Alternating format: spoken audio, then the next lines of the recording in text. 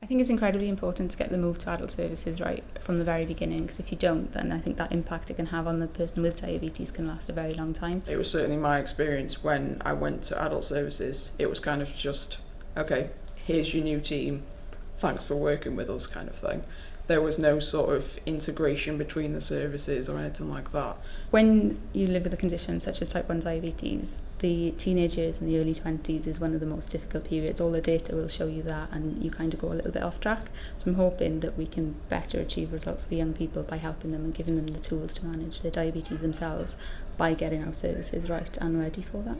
We're looking at people in their late teens who are in that phase of life when there's a lot going on, there's a lot of changes going on, physical and environmental to them, and they're having to deal with an awful lot of things, and diabetes is obviously a very important thing. We don't want to be pushed under the carpet while people move from children's to adult services. As well as having the support through managing the diabetes from a medical point of view, lots of the things that impact diabetes are actually not medical, and they're most of the things that are going on in young people's lives, and at that age things are moving at quite a fast pace. It's really difficult to get a routine when everything's changing. Maybe they go into school or college, apprenticeships, maybe they're not sure what they're doing, and that can impact their diabetes as well. So by having the support to recognise that and maybe get further support with those type of things, I think you'll have a far better picture for young people.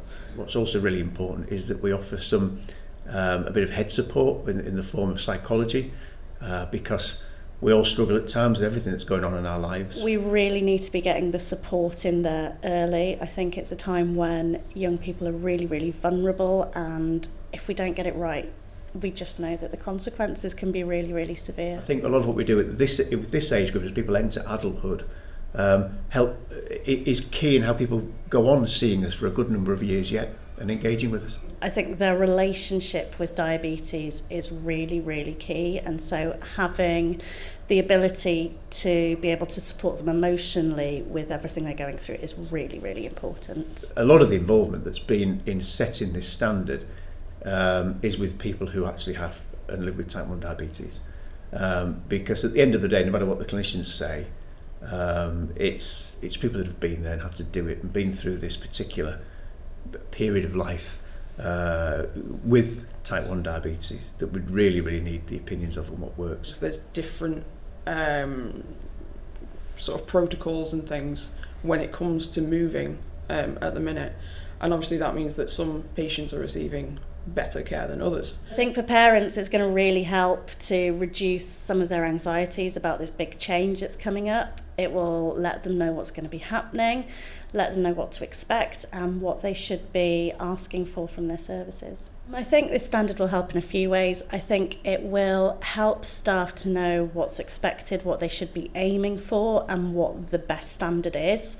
I'm hoping as well when this standard comes out that it will help teams who maybe don't have the resources that they need to deliver the standard to be able to make a really strong case to get those resources funded. I've worked with adult services, paediatric services, with all multidisciplinary professions and that, but I've also had young people to feed into it as well, because I think that's incredibly important. It's for them and it needs to have their voices heard.